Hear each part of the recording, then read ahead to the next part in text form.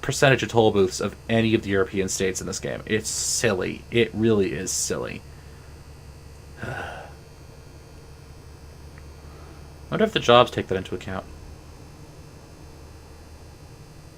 Alright, we're going to switch over to this lane. We got 19 minutes game time remaining, guys.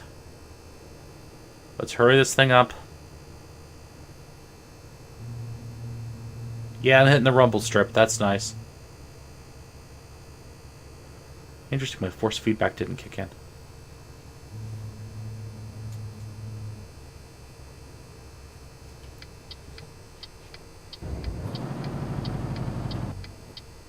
And let's get ready to slow her down. Unless this is like a wicked easy delivery, I'm just going to drop this cargo right off. I'm not going to try and back it in. Because I have Blacklist to go watch.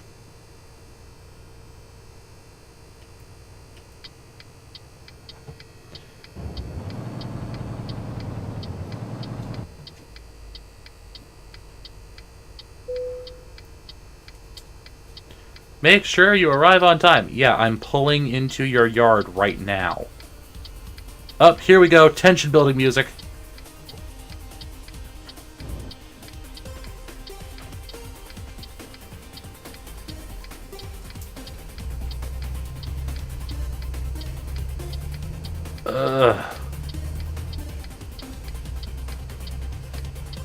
That area was not designed for a truck this size.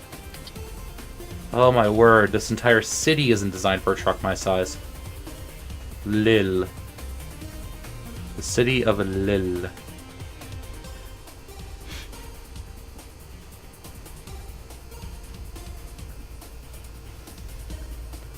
I have a hedgerow on one side and a brick wall on the other. Go figure. Bloody French. Oh, and it's a rotary. Ha! In an 18-wheeler. I love this crap. Ugh. What is it with you Europeans and rotaries? You're almost as bad as us Bostonians. We love our rotaries over here. We practically have a fetish for the things. Come on.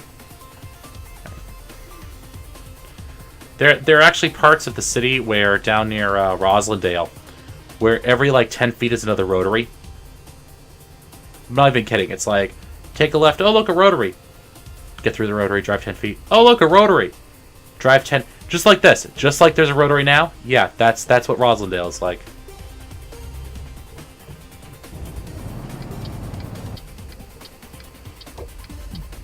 There's a certain finesse, though, to navigating rotaries. Like, part of that finesse is knowing just when you have to just gun it and pray. Yes, I discovered the Scania. Okay, that guy stopped. Urgh. I stopped a little early there, actually. Go. Go. Come on.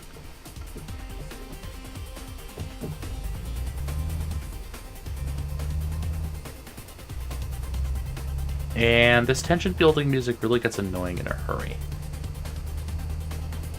No red light. Oh.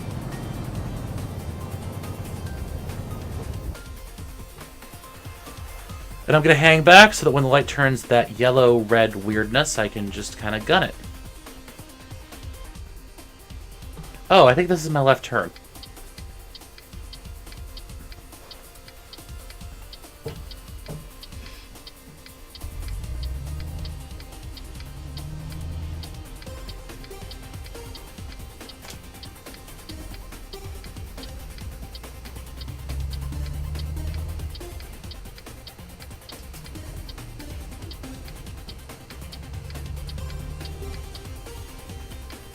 Yeah, I'm totally dropping it off. I know this delivery location. This is not a fun one to do. Remember, go out far, and then kick it over.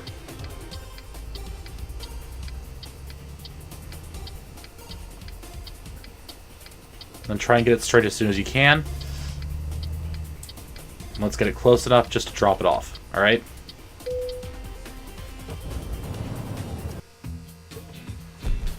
Excellent score.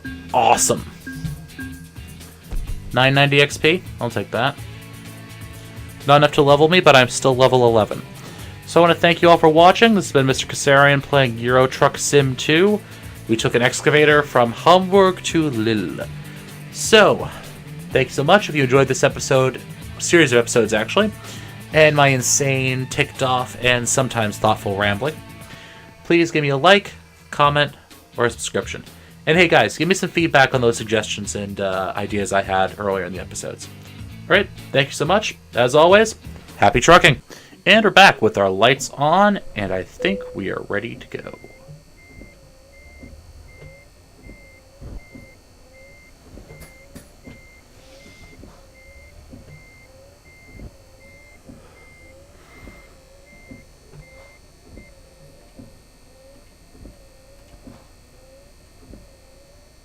There we go. And let's pull back onto the highway with a full tank of gas and some sleep in us. Gun it.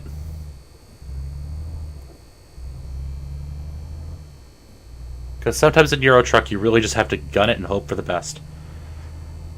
Alright, so we're back on the road. Back on the road. This episode's probably going to get split up into 2 eps now that I'm thinking about it, because it's kind of a long-ish trip. Probably 2 15 minutes if I'm judging things correctly. Maybe not, though. I may actually have to do this in 3 parts.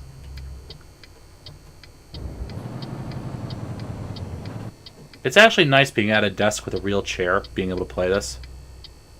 Because it makes running these pedals a little bit easier.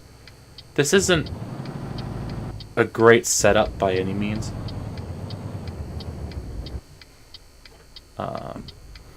I mean, I got it for like $30, and it's a $6, $70, $80 set.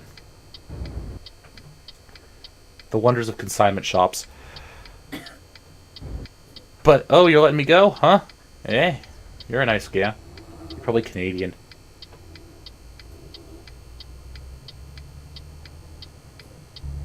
Floor it. Because when you're in a truck, sometimes the only way to get moving forwards is to floor it. These headlights don't have great range, though. That's what always surprises me about them. And I'm not even certain what the speed limit is here. But I'm expected to go back on the highway. So anyways, it looks like the SCS is working on a American truck sim. That's what all the scuttlebutt is. That the next system we'll have will be American truck sim. I really want to drive a cab behind style, which is what most American trucks are. The cab is mounted behind the engine, instead of these European cab overs where you're sitting on top of it. And I think American trucks tend to have a little bit better pulling power than their European counterparts. At least I hope so. Otherwise I'm going to feel like an idiot when it comes out and I'm like, nope! So, I'm really excited. America's also, I mean, North America is huge. It's really quite huge. Oh, yep, okay, head-on moment. They don't know how to deal with it, so they both go to a complete stop. North America is quite huge. It's easily, I think it's actually has much more land area than the amount of Europe that's in the game. And I think that's mostly just... Well, there's a lot of open area in North America. Like the entire Midwest, which is basically just flat and open. So it's going to be interesting. And it'll be interesting to see how well they model the cities. Because at least in the US, you know, you have to get the cities right. Like, can you imagine taking one of these things into New York City? No. Just no. That would be brutal. That would be crazy. That would be insane. I don't think you're actually allowed to do that. I'm pretty certain someone somewhere has come up with a law against it. I think my brakes are still set a little too twitchy. Yeah, I'm going to take this turn from the middle lane. Because I'm in a truck, so everyone else stay out of my way.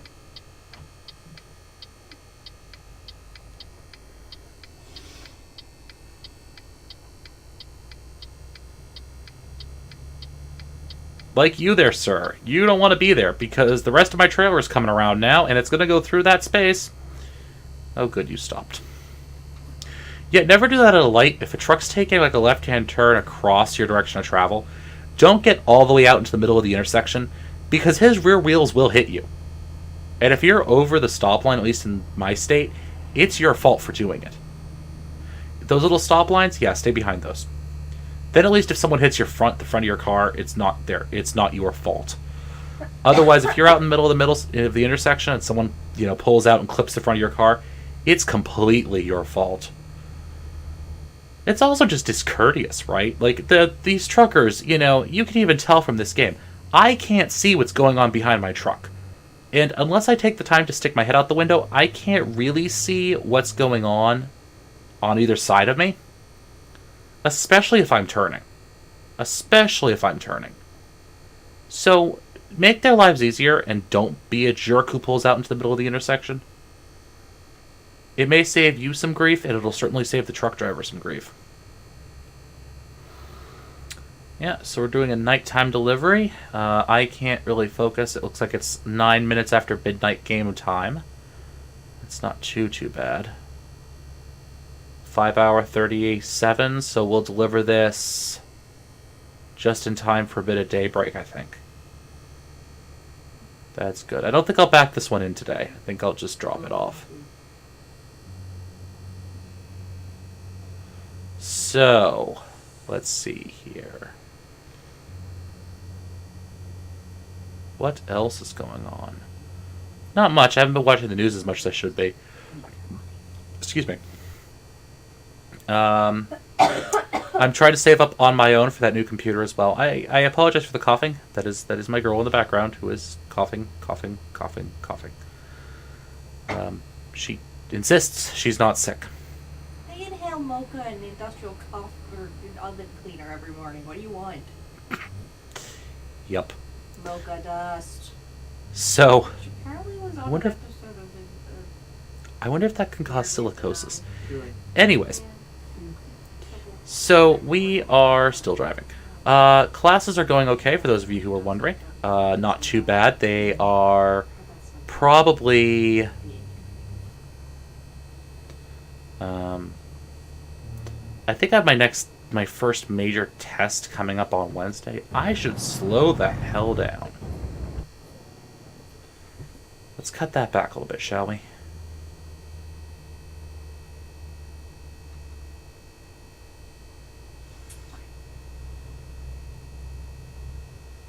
So yeah, I have my first major test coming up on Wednesday for my research methods course.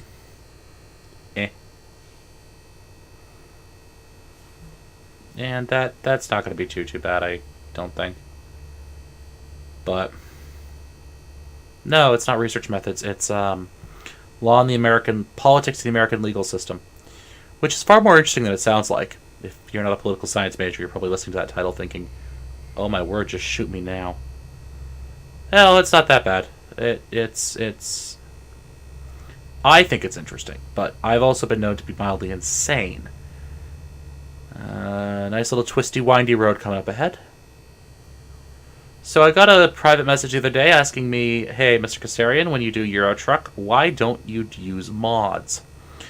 Well, I have not yet fully explored vanilla Eurotruck. Not physically, like, I am not going to drive to every city on the map and on every road. I'm just not going to do it. But I haven't, had a large company and had this and that, and, I kind of want to do that before I start adding mods and trucks and vehicles and thingies and I don't know what's into the game. So, yeah. I will eventually add mods, don't worry. The question is whether or not it comes out in time for American Truck Sim. Other question, will you be going east? No, not from my own cash. Not yet, at any rate. I am trying to save up for that new computer I was just talking about, and right now that's taking priority over any new game purchases. If anyone would like to send me going east, I will gladly play it. If no one does that, you'll have to wait. If I suddenly have an influx of money, absolutely. I will get going east. I want to support SCS. I like the product they're putting out. This is a very fun game. However, I don't have the disposable income right now to go out and buy a DLC. I just don't have the money for it. So, that'll have to wait. Anyways, I've gotten another question by private. So, what is your favorite truck? I don't know. I have no idea. I've driven this one. It's a Volvo. It pulls trailers. That's it. That's all I got. I've not driven a Majestic. I've not driven any other MAN, M-A-N. I have driven the Volvo because the Volvo has access to the most powerful engine in the game. That's about it. I've heard good things about Scania.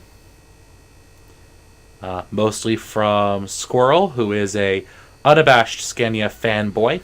I think he'd marry one of them if he wasn't already married. But, yeah. So anyways, moving right along before I insult another YouTuber. Not insult. I actually really enjoy Squirrel stuff. I was watching a stream earlier today. Oh, streaming. Streaming. That's right, streaming. So I plan on getting into streaming. I like the idea. It's actually a great medium for stuff like Eurotruck, where I can stream a trip all at one, or a bunch of trips, and then I can break it down into 5 or 6 YouTube videos and have videos for like 2 weeks to post for you guys on YouTube, who may have missed stream or whatever. Problem: my internet sucks. I have a company called RCN. If you've never heard of them, good. If you have them, I'm sorry. RCN is terrible. It is horrendous. I hope this isn't a traffic light. I don't think so. RCN is horrible. RCN is terrible. Don't ever get RCN. If you have it, I'm sorry. I feel your pain. So I tried to stream. My stream client was telling me it was trying to use 3,154 kilobytes, which is about 3 megs per second. I supposedly have a 15 upstream, 15 megabits per second upstream. Once you do the conversion from bits to bytes and back and forth, I should have a comfortable margin with which to upload my stream. Did I? No. 50% dropped packets. Stream was unwatchable and unhearable. I call RCN. Well, I run a speed test. Yep, speed test is showing I'm getting a fraction of my actual supposed speed. Call RCN. RCN says, well, sir, the speed you receive is not the same as the speed that's advertised. Really? No, really. I didn't guess that. Well, sir, if you look at our advertisement, it says right below in tiny letters that you basically have to use a microscope to read that the advertised speed may bear little to no relation to the actual speed you will get in-game. In use. Then what's the point of the advertisement? Well, it's to give the customer an idea of our relative speed to our competitors. So it's a total fabrication. No, it's based upon... Okay, I want my money back, some of it, because this is stupid. I'm sorry, sir, we don't give refunds. Yeah, I'm switching to Verizon. Fios. I have Fios at work, at the pizza place where I work. A full YouTube video can be uploaded in about 7 minutes. That's about a gigabyte-sized YouTube video. 7 minutes. I was going a little fast for this turn. Surprised you just get penalized for that. So... I know people used to say Verizon is terrible. People were probably talking about DSL. Because I know that the internet at work is absolutely amazing. So, I'm going to give them a shot. I think they may also be cheaper than my RCN. But this brings me to my next point of contention. Why can't I just buy channels, right? Everything else in life I can say, I want this, I want this, I want this, I want this. With cable, no. You have to get all of the channels or none of the channels. There's no middle ground here. You buy one of the packages or you don't get the channels you want. I watch 4 TV stations. 5 right now. I watch one of the networks for some of the new shows. I watch USA for NCIS. I watch the History Channel, Discovery Channel, 5 I guess, and the Military Channel. And a news station, so 6. I watch 6 TV stations. 6. How many TV stations do I have available? 380 some odd, let's say. I think it's like 4, or it's between 3 and 400. I'm never going to watch all of those stations. I'm never even going to flip through most of them. There's just no point to it. It's like, why am I paying you for all of these TV stations when I watch 6 stations? 6. But no. We can't possibly let you get your TV stations a la carte. That's just not doable. I hate cable companies. I really do. It almost tempts me to figure out some alternate solution to watch my favorite shows and just buy internet. But the problem in my area is to get just internet is more expensive than to get all 3. Which I don't exactly understand. I guess it has to make sense somewhere for economy of scale, but I don't get it. I don't understand how this game works. It's not. It makes no sense to me. Well, okay, it makes perfect sense to me if the game is let's figure out how to screw the consumer. But if the game is let's try and provide a service, then it makes no sense. And of course, we all know what the cable companies are trying to do here. They're not trying to... Yeah, okay. Enough of that rant. So, let's move on to something completely different. Video games. What I should be talking about. Video games. So, why is everyone obsessed with the Assassin's Creed series? I played the first one. I played the second one. I'm probably going to play the latest one, Black Flag. I don't get it. I don't get it. There's not a lot of assassinating going on in the later ones.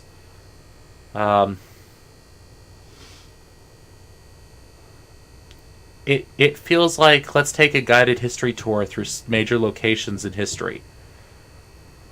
And we get this whiny guy as the technical main protagonist who's reliving his ancestor genetic memory. Genetic memory? What? I mean, okay, I understand suspension of disbelief here, but really? We're going with the genetic memory route. That makes no sense. Like, scientifically, it makes no sense. I know, fiction, suspension of disbelief. You can only stretch that so far, in my opinion, before it becomes, yeah, okay, so we're just making stuff up to put you in cool historical locations and have you kill stuff. Which I suppose is the point. But I don't really understand the appeal. When I played it, it felt like it was the same mechanic over and over and over and over again. And I guess if you enjoy that mechanic, then more power to you. But it just felt very not copy pasted. It wasn't that. I mean, the set pieces were fantastic. The character design was flawless. It lost me. It didn't change enough really to hold my attention on it. Says the guy who's driving a truck in a video game. Yeah, I don't know. I didn't get it. If someone in the comments wants to explain what the attraction of it is, go ahead. Other games I won't be playing. Grand Theft Auto 80? No, 5. Okay, so Rockstar once again decided to dick the PC crowd. And they won't be releasing it. The release date is yet to be determined. I suspect from their previous pattern it'll probably be sometime in February. So yeah, if you're on a PC and you don't have a console, you're waiting with me, buddy. Why are they doing this? Well, supposedly, I think the explanation was that it was to give them more time to develop an organic PC experience. No, it's because Microsoft and Sony paid them handsomely to not release it until after the Christmas season. Because they want to force more people to buy Xbones and monoliths. Yeah. You can't convince me otherwise. I mean, that's how the business works. Exclusivity arrangements, that sort of stuff. I understand that. That doesn't mean I have to like it. You know, you end up with these huge companies. They all want exclusivity. And if they can't get their own company to have exclusivity, they'll certainly attempt to get it against a competitor product system, like the PC. And yes, I'm about to hear the constant cries of, but PC gaming is dying. It's not. You guys have been saying that for... Hold on. Tim, how long ago did the Xbox come out? No idea. 2 years ago? 8? Wait. Xbox. Original? Yeah. Oh my gosh. That was when I was like 12, so... 8 or 10 years ago. That's like close to 11. 11?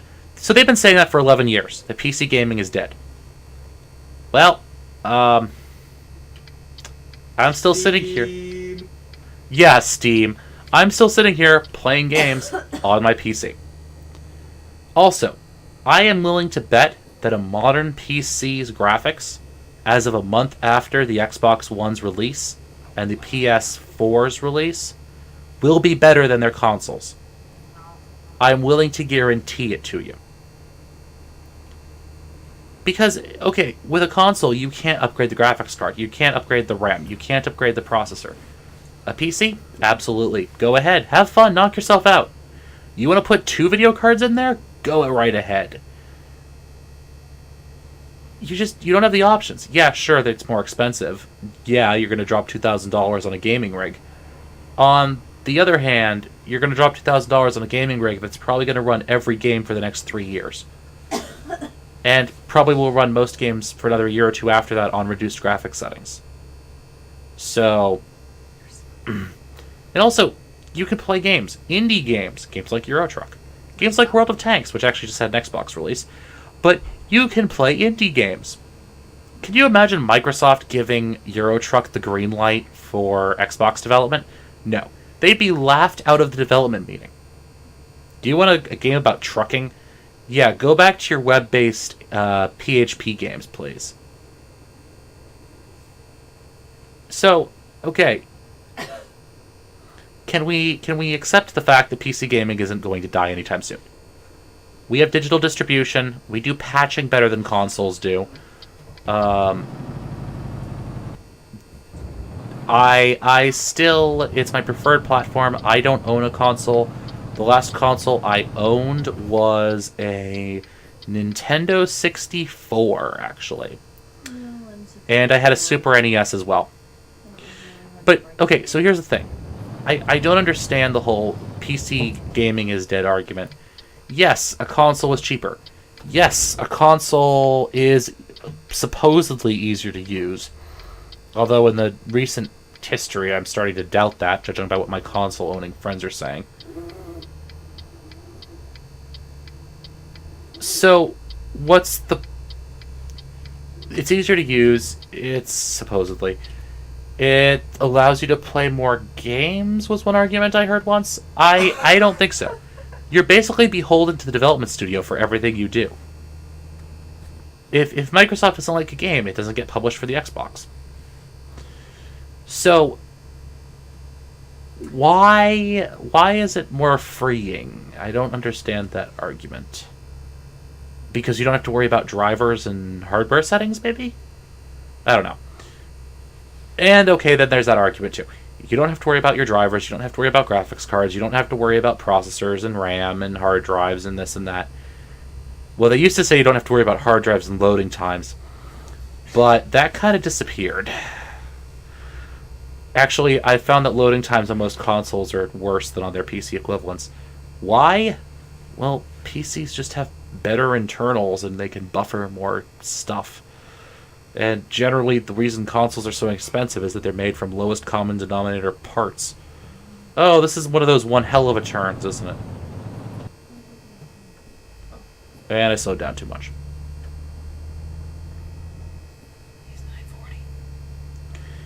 So let's see here. I have 20 minutes before my show starts. Can I make this delivery in that amount of time? Let us see. Game clock tells me I have an hour and 12 left. So time compression... Yeah, I should be able to. I think it's...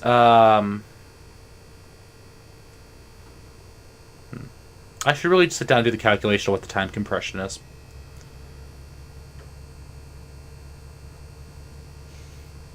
I think I did it once and I was just horribly confused by it. Oh yeah, look at that time ticking down. I got plenty of time now. Plenty of time. As long as no one does something really stupid in front of me. Famous last words, right? And 1 minute, 1 hour 1.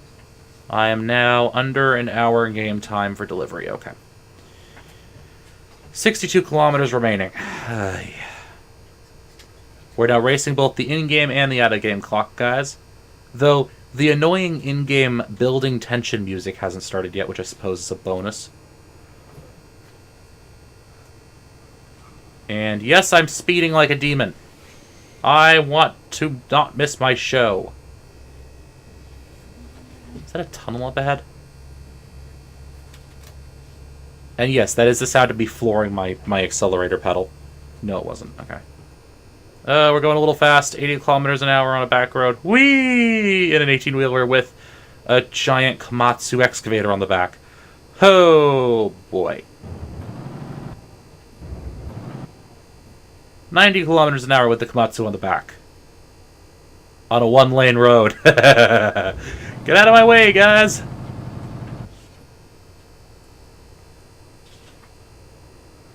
I wonder what would happen if you clipped someone in this.